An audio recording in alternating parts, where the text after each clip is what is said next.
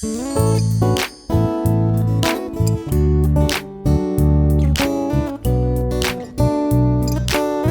hablar de literatura, de arte, de cultura? Literarte. Muy buenas tardes a todos, buen viernes. Estamos en un nuevo programa de Literarte. Hola Alberto, hola Lisandro, ¿cómo están? Hola, ¿cómo va? Hola Mari, hola Alberto. Bueno, bien. les vamos a pedir que no se muevan de ahí y hasta me animo a invitarlos a subir un poquito el volumen. Y no solo por la música que vamos a tener hoy. Pero además le queremos contar de la revista mensual que realizamos dentro de Lectores 4.0. La revista se llama Leemos en Casa, así clic ahí y hay varias cosas para ir chusmeando de a poquito.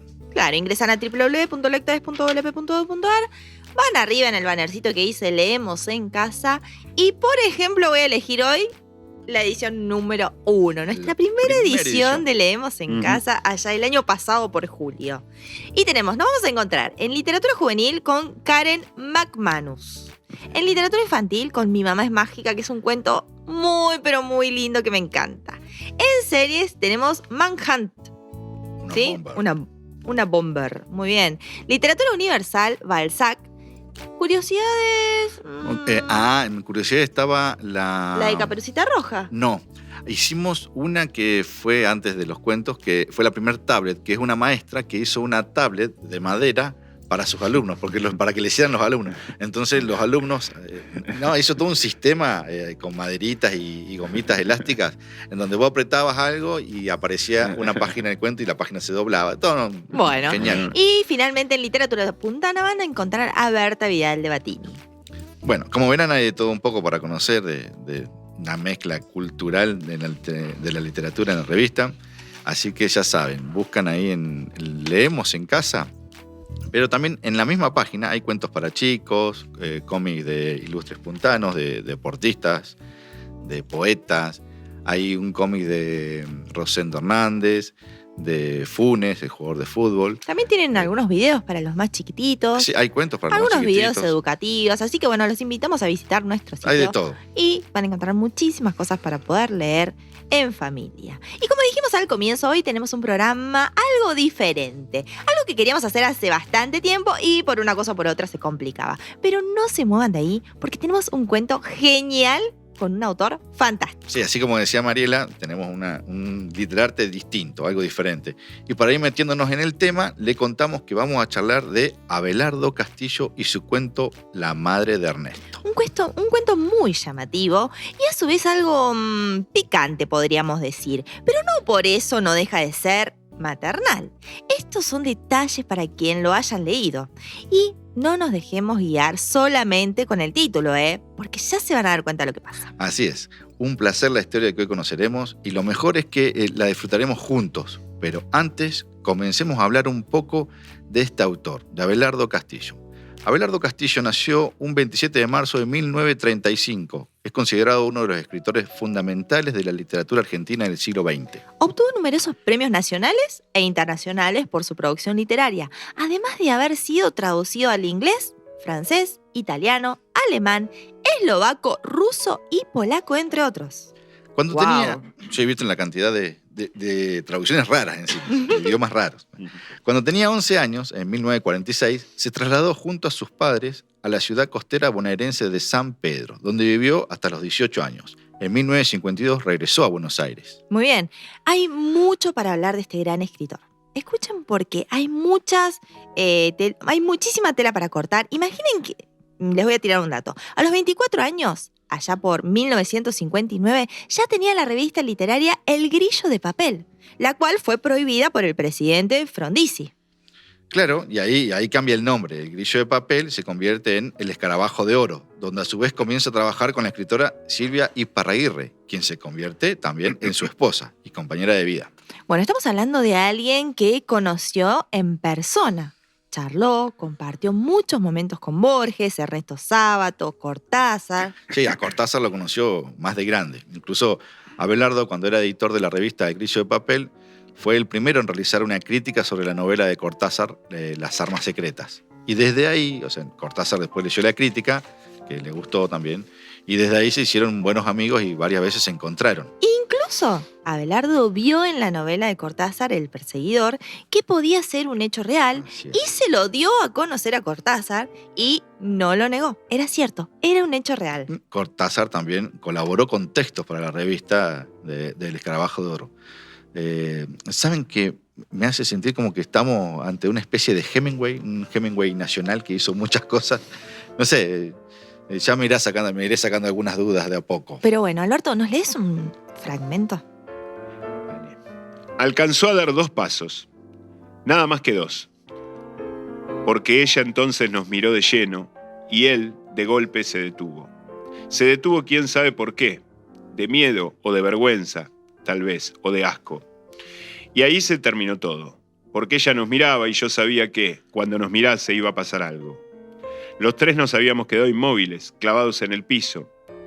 Y al vernos así, titubeantes, vaya a saber con qué caras, el rostro de ella se fue transfigurando, lenta, gradualmente, hasta adquirir una expresión extraña y terrible. Sí, porque al principio, durante unos segundos, fue perplejidad o incomprensión. Después no. Después pareció haber entendido oscuramente algo, y nos miró con miedo, desgarrada, interrogante. Entonces lo dijo. Dijo si le había pasado algo a él, a Ernesto. Cerrándose el deshabillé, lo dijo.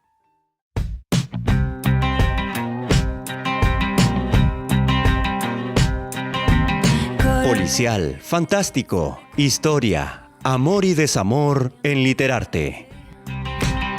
Et j'en voulais toujours plus. Collé, serré contre moi, c'est l'âge de tous les dangers, car on en veut toujours plus. Toujours plus. Pour toi j'ai tout oublié, jusqu'au nom qu'on m'a donné. J'aurais quitté mon pays si tu me l'avais demandé. J'aurais laissé derrière moi ceux qui m'aiment en qui je crois, juste pour me rapprocher, venir me perdre dans tes bras. Collé, serré contre toi, rien ne pouvait m'arrêter, et j'en voulais toujours plus. Collé, serré contre moi. Literatura argentina y universal en Literarte.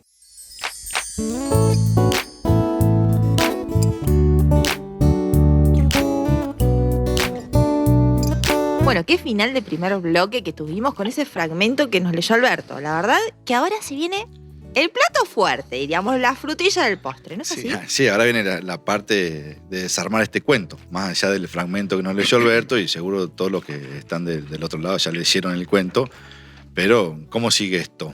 Así que, bueno, vamos a presentar un poco el autor, ¿no? Wikipediamos la info y después Alberto nos presenta el fragmento del cuento. Y hoy tenemos un invitado de lujo, un invitado telefónico, como se podría decir en estos tiempos, ¿no? Así es. Bueno, tenemos a Gabriel Landoni, que está en comunicación con nosotros y que va a salir al aire con nosotros. ¿Cómo te va, Gabriel? Hola, Gabriel. Hola, Alberto, ¿cómo estás? Hola, Gabriel, ¿cómo estás? ¿Cómo estás, querida? Mucho gusto. Igualmente. Y gracias por la invitación. Un placer invitación. tenerte con nosotros. No, por favor. Bueno.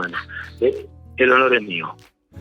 Bueno, nos habíamos imaginado este programa, algo diferente vamos a hacer, ¿no? Sí, algo diferente con un autor que yo particularmente conozco poco y que lo conozco gracias a Gabriel y desde hace poco, y que entré a través de este cuento. Ahora estoy leyendo otras cosas que me recomendó él también. Él se va a explayar seguramente mucho mejor que yo. Y bueno, la madre de Ernesto nos abrió la puerta a hacer este programa diferente, así que podemos arrancar haciendo un ida y vuelta con Gabriel para desmenuzarlo juntos. Y disfrutar de Vamos a charla disfrutar con Gabriel. Vamos. Esto lo hemos hablado personalmente, ¿no, Gabriel? Esta idea del compadecimiento, de la piedad, de este sentido cristiano que tiene el cuento, de comprensión, de compasión, esta especie de Magdalena que resulta ser la madre de Ernesto. Me gustaría que en ese sentido, a partir de este cuento, pero por supuesto contando con la obra, conociendo vos bien la obra de Abelardo, te explayes un poco más con respecto a esta cuestión del compadecimiento, de la comprensión y de este costado humano que tiene el relato. Bien, bien. Bueno, mira, en este cuento, en realidad esto se expresa muy claramente porque él construye primero el personaje de la madre de Ernesto como una mujer que de algún modo toma una decisión aventurada en un pueblo, sabiendo a qué va a tenerse, el precio que va a pagar, porque se va con una compañía de teatro y vuelve. Después intuimos, esto no aparece directamente, pero viene después de un fracaso en su vida existencial y probablemente amoroso, porque ella abandonó su familia y suponemos también que no solo por el teatro, sino por amor, y vuelve como prostituta. A un pueblo en el que había vivido con su familia, digamos. Ya eso mismo implica un castigo, una degradación, digamos, ¿no? Un descenso a una forma del infierno. Claro, porque él podría haber vuelto, ella podría haber vuelto a otro lugar, podría haber ido a otro lugar. Porque es su pueblo, ¿no? Sí, o podría haber vuelto con la gloria. Sí. Claro, podría haber vuelto triunfadora como actriz o derrotada como prostituta, entendiendo siempre que esto es una degradación de alguna manera de la condición humana, a otro lugar, pero no, vuelve en ese fracaso a su pueblo, donde ya Ernesto y su ex marido no viven, porque se han ido empujados por la vergüenza de la situación. Pensemos en la época histórica también, ¿no? Bueno, principio del siglo XX o apenas mitad del siglo XX, bueno. Y inmediatamente después, Abelardo sitúa la falta no del lado de la madre de Ernesto, sino del lado de estos jóvenes que rompen el código, digamos, porque, bueno, para la época a lo mejor no era extraño concurrir a un prostíbulo, pero sí era una ruptura del código si en ese prostíbulo estaba la madre de uno de sus amigos, que era la madre de alguna manera, porque ellos compartían ese hogar, compartían la merienda o el desayuno. La madre de Ernesto era un poco la madre de todos. Claro. Entonces, la transgresión de estos jóvenes no es para la época concurrir a un prostíbulo, sino concurrir a un prostíbulo para probarse justamente con la madre de uno de ellos. Ahí está la ruptura del código, lo imperdonable y por lo que son castigados estos jóvenes, finalmente, con la vergüenza. Claro, porque ¿no? el hecho de que sea la madre es lo que los... lo que los impulsa, justamente, la perversión está allí. Claro. La perversión está allí. Por eso digo que la falta, inmediatamente Abelardo la pone del lado de los jóvenes. A ella la sitúa, la construye en ese lugar y la deja como en suspenso y se funda, digo, desde el punto de vista estructural, ¿no? Todo el cuento sobre la actitud y las vacilaciones de estos jóvenes, uno que es el más temerario, los otros que son arrastrados, como generalmente ocurre, ¿no? Al pecado, para verlo desde un punto de vista cristiano, o a la falta, que son de algún modo impulsados por este que es el temerario, y finalmente, en un desenlace impecable, en 3 o 4 líneas, él la redime. La redime a esta mujer, claro, que cuando ve a estos jóvenes, ya no es la prostituta, Claro. es la madre, porque inmediatamente comprende algo. Él dice oscuramente, como si ella oscuramente hubiera comprendido algo, y pregunta, dice, claro, si vienen estos jóvenes, no van a venir por mí a un prostíbulo. Ella es muchísimo más sana en su interpretación que la perversión de los jóvenes. Ella lo ve como los compañeros de su hijo, entonces inmediatamente teme que haya pasado algo con su hijo y pregunta por su hijo. Es hermoso al final. Con respecto al tema del código... Puede ser la madre. Sí, claro. Yo, digamos, claramente esto del código que vos decías, ella ni siquiera se imagina la posibilidad de saltear ese código. Ella, claro, no lo puede imaginar. No lo puede imaginar. Pero está muy bueno cómo se construye el código, cómo construye Abelardo el código atemporalmente o anacrónicamente, porque no es algo que uno, si no vivió en la época, no puede entender que hay un código. O sea, hay un código sin dictarlo, sin dar cada uno de sus edictos. Claro. Hay un código trazado fuera de campo, como decimos en cine, que está presente y que está construido a partir de los miedos de este personaje que relata casi en primera persona, que es uno de los dos arrastrados por el líder. Por el temerario. Por el temerario, claro. Y está muy bueno eso, cómo se puede construir un código de una época y que funcione en otra y se entienda sin tener que dictar el código y aburrirnos con con moral de época, porque se entiende Sí, claro. y aparte eso trasciende la idea de inclusive con todo con toda el agua que corrió bajo el puente con respecto al tema de la sexualidad, al tema de la mujer, al tema de la prostitución, al tema de los autopercibidos y toda esta cuestión, el cuento permanece intacto en su función narrativa y simbólica sin dañarse epocalmente. Eso me pareció una maravilla. Bueno, porque logra Abelardo, viste, cuando nos hemos charlado sobre él y decimos que es uno de los grandes escritores argentinos de la historia de la literatura argentina. ¿Por qué? Porque él construye como debe construirse toda verdadera obra de arte, con un fondo de universalidad y atemporalidad, porque si no la obra envejece, claro. Es decir, una verdadera obra de arte en algún sentido siempre atemporal y universal, es decir, trasciende, puede ser relatada desde la aldea, digamos, desde el lugar más pequeño, pero si alcanza el umbral del arte, el piso es el umbral del arte, eso la transforma en universal y atemporal, y precisamente podemos ignorar que esto ha sido en San Pedro, donde se crió Abelardo, digamos, que era un pueblo entonces de la provincia de Buenos Aires, podemos ignorar la época histórica, es absolutamente universal, hay valores que son universales. El incesto es un valor universal. Claro. ¿Me explico? Sí, claro, no. La prostitución. La prostitución misma y el código que construye a partir de la palabra, madre. Exactamente. La palabra más universal es madre acá, en el nombre del Es cuento. madre. Y ocurre algo. Nunca, en ninguna época histórica, ni aún en la nuestra, que es bastante indigente, vale todo. Nunca vale todo. Nunca vale todo. Hay límite. Hay límite. El vale todo es la barbarie, la locura, la transgresión o la perversión. Nunca vale todo. No, y aparte, y esto es claro. Sí, lo que seduce también es justamente que hay un límite. Es decir, es transgredir ese límite. Eso es lo que los atrae a los muchachos, sobre todo al más temerario de ellos, porque hay un límite, ¿no? Si no estuviese ese límite, probablemente no les... Por ahí no hubieran ido ni a un prostíbulo. Claro. Está marcado entre ellos. Y en lo personal me parece ¿Cómo? Que lo que me pasó leyéndolo es que en esta forma de contar de él nunca establece estos códigos de los cuales nosotros hablamos, sino que los da a entender, y eso creo que es lo que hace que la historia te atrape. El dar a entender estos códigos sin explícitamente decirlo. Claro, están implícitos, pero en toda la obra de Abelardo hay una metafísica. Todos los personajes de Abelardo, incluso en sus dos novelas ejemplares, como Crónica de un iniciado y El que tiene sed, a las que después me quisiera referir precisamente, no como es a propósito de La madre de Ernesto, pero poder referirme al resto de la obra, porque hay un tono y una característica fundamental en la obra de Abelardo, que hay una metafísica.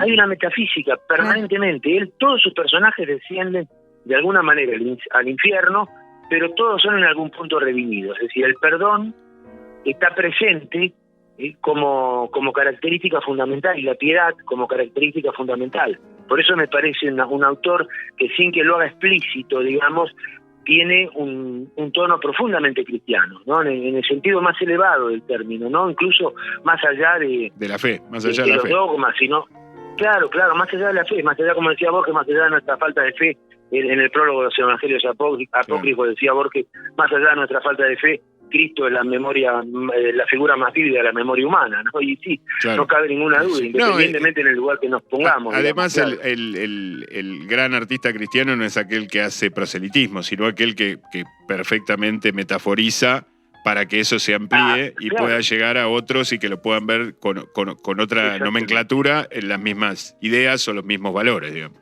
básicamente. Exactamente, asume esa moral desde una posición implícita, que no hay que catequizar, digamos. Bueno, Abelardo jamás catequiza en ese sentido. Claro. No catequiza, porque en el arte, si catequizamos, como que de alguna manera corremos el riesgo de de que el lector piense que le estamos faltando, o el espectador que le estamos faltando el respeto. No, eso puede, lo que tiene que pensar. Puede quedar Claro. para una obra ensayística, en tal caso, para una obra Claro. reflexiva, teológica. Claro, sí, para filosofía o teología. Claro, pero no Claro. para la ficción. No para el arte. Bueno, No, vamos a hacer un corte, Gabriel, ahora, y después en la otra parte que te íbamos a preguntar un poco más la cuestión íntima de el hecho que lo conociste a él y todo eso. Sí, sí. Te explayás un poco más sobre las novelas o sobre lo que vos quieras decir sobre. Dale. sobre Vos Abelardo. sabés que encontré el otro día buscando a propósito de esto unas cuantas fotos con Abelardo. Ujú. En una de Ay, las las charlas que queremos, hemos así se tenido. las compartimos a los que están ahí del otro lado, a los oyentes. Dale. Bueno, Ma- yo te iba a decir, si me das 5 minutos, en el bloque Después. tengo unos 5 minutos, la voy a buscar. Corriendo, No, le saco después. una foto y te... No, después Sí, no la dale. mandás. Después no la. Nos las mandás bueno, y entonces nosotros después las te las compartimos mando. con, Sí, con los Dale, oyentes. porque son muy lindas. Lo Ok. único malo que tienen es que estoy 20 y pico de años más joven. Claro. La verdad es que no tenía las canas que tengo ahora, pero bueno. Bueno. ¿Qué Bueno, va a ser? no Parece se que eran muevan- pasado 50, no 20. Pero No se En muevan fin. de ahí porque todavía nos queda mucho más de Abelardo Bueno. Castillo y mucho más de Landoni en nuestro programa. Así que un ratito nada más y ya volvemos con nuestro tercer bloque. La reflexión, el arte, el cine y la música alrededor de la literatura. Literarte. Je suis peut-être pas l'ange que tu espères, et mes petits mots doux ne riment à rien. Tu es toujours là quand se pointe le matin, comme un phare qui s'allumerait au loin, sur la mer de tous mes chagrins. Parfois j'ai besoin de me reprendre, savoir t'aimer un jour à la fois. Juste un petit moment pour essayer de comprendre les différences qui m'éloignent de toi.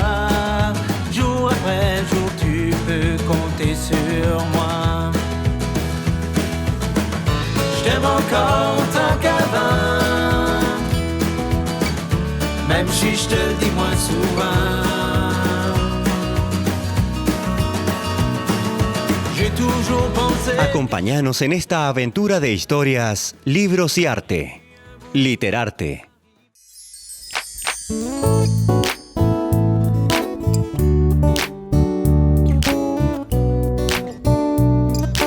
Bueno, acá estamos, ya volvimos y está Gabriel también, sigue con nosotros y todavía hay muchísimo más de Abelardo Castillo. Bueno, Gabriel, seguimos con ya ahora un poco más íntimamente con esta anécdota o estas anécdotas. Por ahí fue más de un caso. Yo sabía de un caso que lo entrevistaste, que estuviste con él, que lo conociste y que te dio pie para profundizar mucho más sobre el artista, sobre el gran artista que es Abelardo. Contanos un poco. bueno, mira, en principio yo siempre creí que Abelardo, quiero ubicar este contexto, ¿no?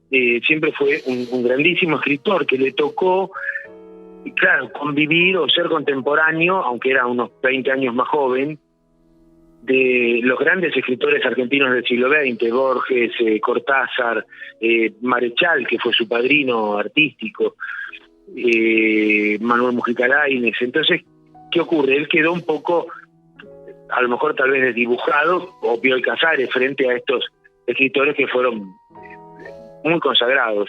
Pero él estaba entre todos ellos y sin duda era uno de todos ellos. A mí las entrevistas personales que pude hacerle y las charlas que pude tener con él me devolvieron además la imagen de un hombre de una profunda inteligencia y de un grandísimo escritor, de un gran artista, capaz de verse incluso de manera autocrítica. Yo quería referirme a sus dos grandes novelas, Sí. Crónica de un iniciado y El que tiene sed, que tienen un personaje en común, en realidad, un tono y un personaje común, que es un escritor alcohólico, Esteban Espósito, y él, Abelardo Castillo, todo el mundo lo sabe, creo, los que conocen su biografía lo saben, pero él lo decía públicamente y me lo ha dicho en más de una ocasión en estas entrevistas. Él fue alcohólico durante muchos años. Él lo atribuía artísticamente o estéticamente que tenía una grandísima admiración por Edgar Allan Poe. Ujú. De hecho, escribe una novela, una obra de teatro, y Rafael, que es prácticamente la biografía o la vida de Edgar Allan Poe. Ujú. Una obra de teatro que gana el primer premio dramatúrgico en Europa, donde uno de los jurados era Ionesco, y no sé si llamó el es decir, imagínate que él era un muchacho, una obra traducida al inglés en borrador, y es enviada a Europa y gana el primer premio de dramaturgia con esos jurados internacionales, ¿no? Inclusive hay una Esa obra revista, La Padrina. una revista que tuvo en Sí. algún tiempo llamada El Escarabajo de Oro, me imagino El que... Escarabajo de Oro, que- que fue una revista de culto, digamos, Ujú. ¿no? Sí, Una maravilla. Bueno, Bien. ahí lo padrina Marechal. De hecho, el prólogo de Israfel es de Marechal. Ajá. Es de Marechal, ¿no? Donde lo trata de poeta y lo pone, digamos, en el lugar más alto de la literatura. Bueno, en esta, volviendo acá a la intimidad de la entrevista, Abelardo me cuenta en esa entrevista, yo no sé si está, eso si sale en la grabación que hoy está subida a las redes, digamos, porque fue muy extensa la entrevista, como de más de una hora, y está lo que se editada. ha subido es mucho más breve, Sí, claro. claro. Pero él dice, por ejemplo, allí que hay un cuento largo que se publica en uno de sus libros de cuentos, que se llama La fornicación es un pájaro lúgubre, y que él dice, ese mal cuento, él lo dice de sí mismo, yo no creo que sea un mal cuento, ¿no? Pero él dice, ese mal cuento, sin embargo, me ha servido para darme el tono de lo que fue después Crónica de un iniciado, Ujú. ¿no? Vos fijate cómo él hace esa autocrítica y habla de un tema fundamental en la literatura, que es el tono, es decir, ¿acaso sea lo más difícil de lograr para un escritor, aún para un gran escritor? Ujú. Es decir, que que las palabras, que la caracterización de los personajes, que los temas sean congéneres, no Claro. aparezca nada que sea extraño realmente y que rompa el tono de esa obra. Es lo más difícil de encontrar. No solo qué contamos, sino cómo lo contamos. El arte en realidad es eso. Claro, la es forma. mucho más el cómo que el qué, ¿no? Claro, la forma, obviamente, forma. El arte forma. Y fundamentalmente el arte es eso, ese es el hecho estético, porque a ver, desde el punto de vista del qué, la vida más sencilla tendría material, qué sé yo, de no sé, para escribir En busca del tiempo perdido de Proust, pero Claro, hay que escribirlo. claro. Tiene que estar Proust atrás, digamos, ¿no? Para transformar esa vida sencilla en una gran obra de arte. Sí, bueno, esto... Abelardo...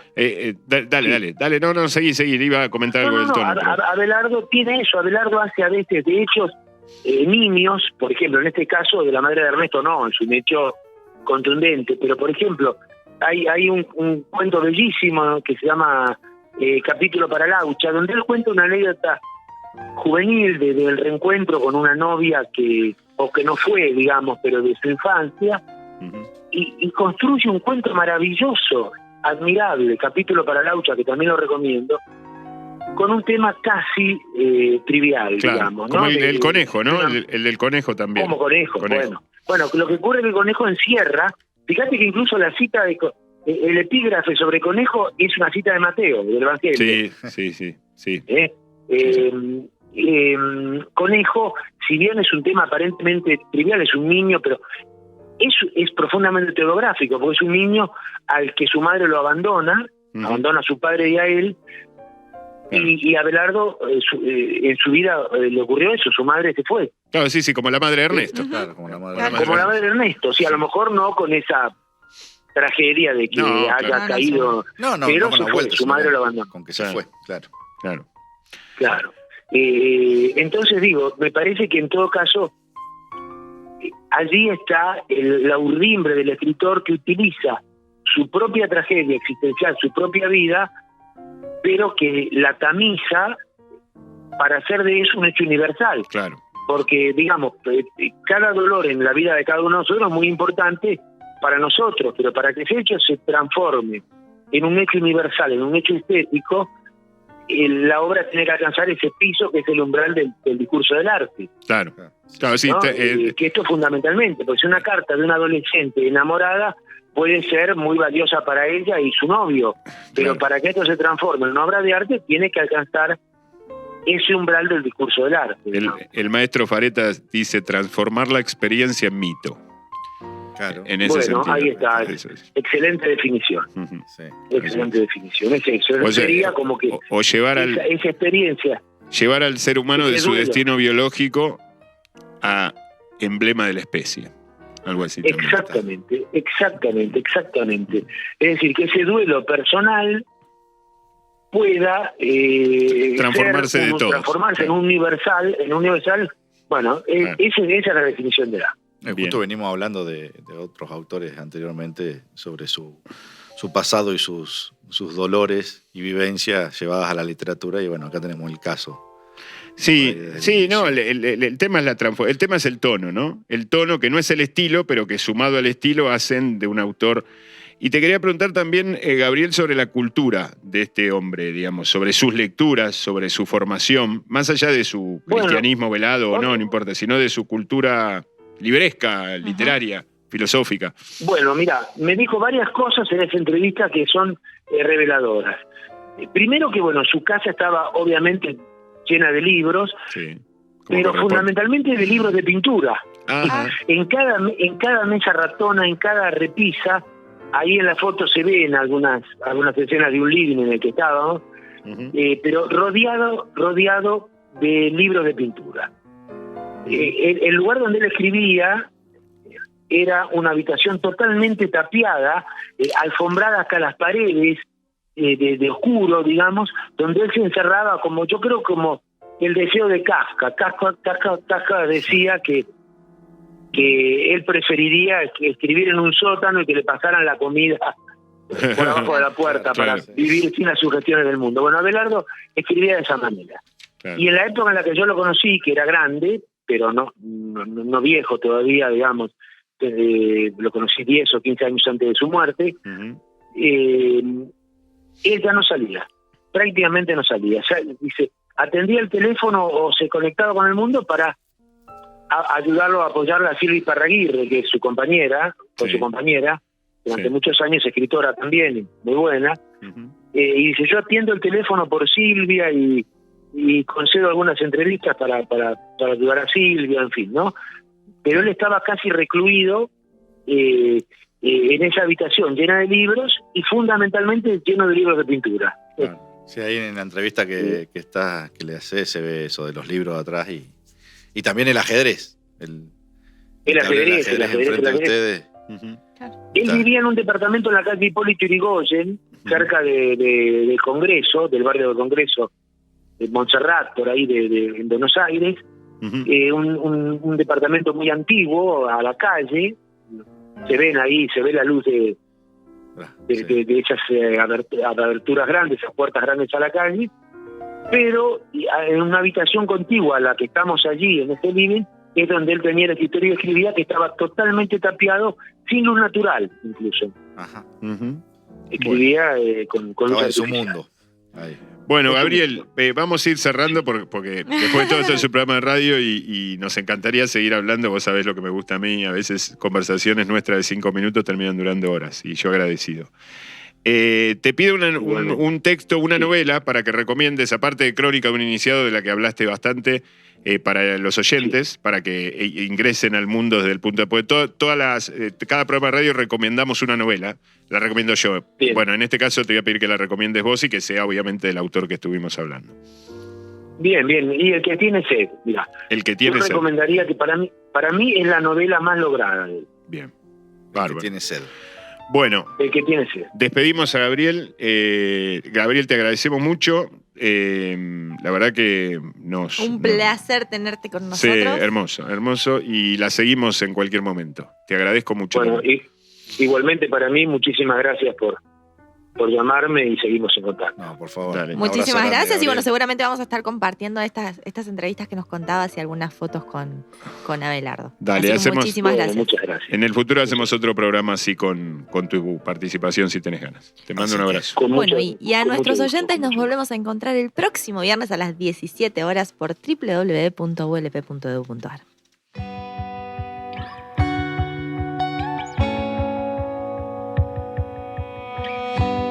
Literarte, un programa sobre libros y autores. No te lo pierdas. I was alive, going down for the summer with my eyes open wide. God knows I tried, I can't get back the feeling of the very first time. I was that guy, switching lanes, motherfucker, middle finger to the sky. I'm gonna die, someday it'll get me, but it won't be tonight. No one wants to think of me, just a distant memory for the 9 to 5s. Got so many enemies, think I was a Kennedy, but I'm still alive. For the night I saw my mother's scar. For the year I got my favorite scars. Still that motherfucker, 'cause I'm always getting drunk. Chance will never make it, but we'll never give up. It's the blood that made us who we are.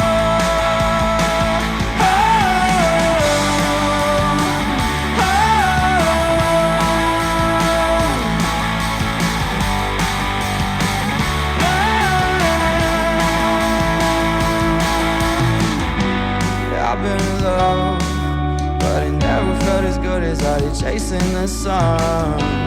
I've been in love, but it never looked as pretty as your face throwing up. No one wants to think of me, just a distant memory for the 95s. Made so many enemies, think I was a Kennedy, but I'm still alive. For the night I saw my mother's scar.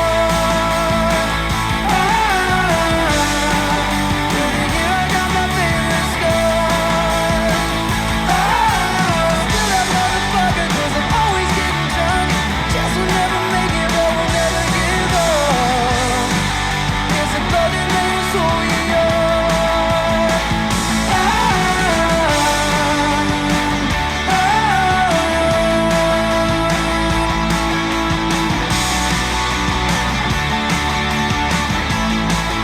Acompáñanos en esta aventura de historias, libros y arte. Literarte.